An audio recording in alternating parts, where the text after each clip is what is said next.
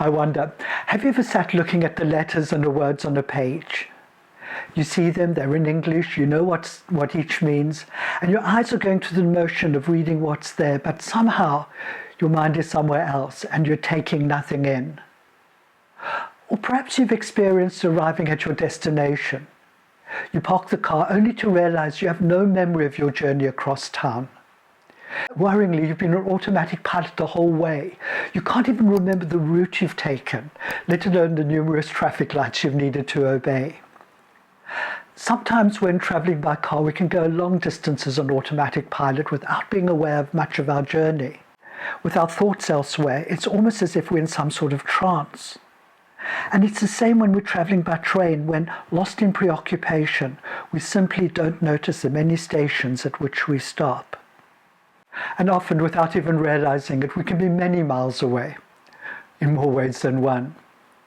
By being absent from so much of our life, we end up missing the vital reality of the individual moments that go to make up our short time on Earth. Sadly, all too many of them pass us by in a haze of distraction. But this need not be the case. The late Vietnamese monk and teacher Thich Nhat Hanh taught us that, and I quote, "With mindfulness, you establish yourself in the present in order to touch the wonders of life that are available in the moment." This really is the crux of it. The American professor and founder of the renowned stress reduction clinic at the University of Massachusetts Medical School in Boston, Jon Kabat-Zinn, tells us that mindfulness means paying attention in a particular way, on purpose, in the present moment, and non-judgmentally. Because this is a definition of mindfulness that I most like to use. I'm going to say it once again. Mindfulness means paying attention in a particular way, on purpose, in the present moment, and crucially, non-judgmentally. I realize this concept may at first seem a little simplistic, but I invite you to hang in there. The ramifications are huge. As someone living with ADHD, being easily distracted for a long time felt like a problem that was peculiar to me. After all, by definition, those of us with ADHD are meant to have a deficit of attention. But, as it turns out, everyone regularly lapses into autopilot. Although arguably some of us perhaps a little more than others. Of course, experiencing distraction in the way that we do doesn't mean there's anything wrong with us. On the contrary, our smart human brain is actually wired to roam free. And we developed the ability to function on autopilot for good reason. For one thing, it serves to prevent our mind from becoming overwhelmed by the complex cognitive processing constantly churning away in our head. Autopilot also serves to save us from being overwhelmed by the flood of sensory information bombarding our senses at any given time.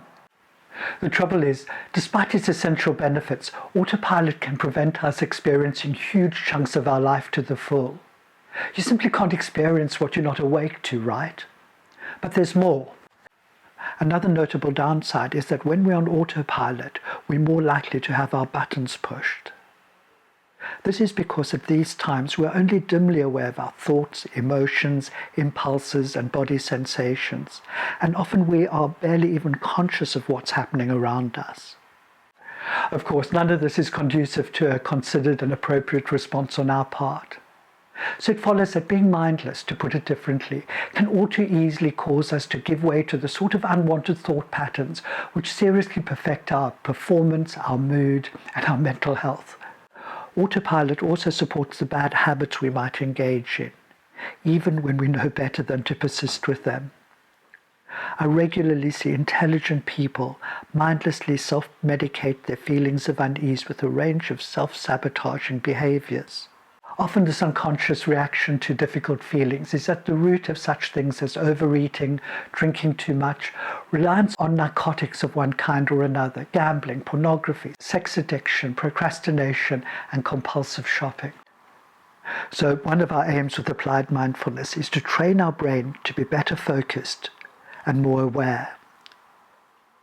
When we learn to notice what's happening in the present moment, preferably without judgment, we become more conscious of our thoughts, emotions, impulses, and bodily sensations. And it is this increased awareness that increases our freedom of choice. Mother Teresa said, "Be happy in the moment. That's enough. Each moment is all we need, not more." So we no longer need to continue in the same old mental ruts that will have caused us difficulty in the past. Instead, we develop an ability to pay attention to our experience of the moment. And rather than react on autopilot, as we are all inclined to do, we cultivate a skill of pausing for just a beat before responding in a way that is more considered, appropriate, and in line with our values. Alice Morse Earle, American historian and author, put it this way: "Yesterday's history, tomorrow is a mystery, today is a gift." That's why we call it the present. Expect life to be different.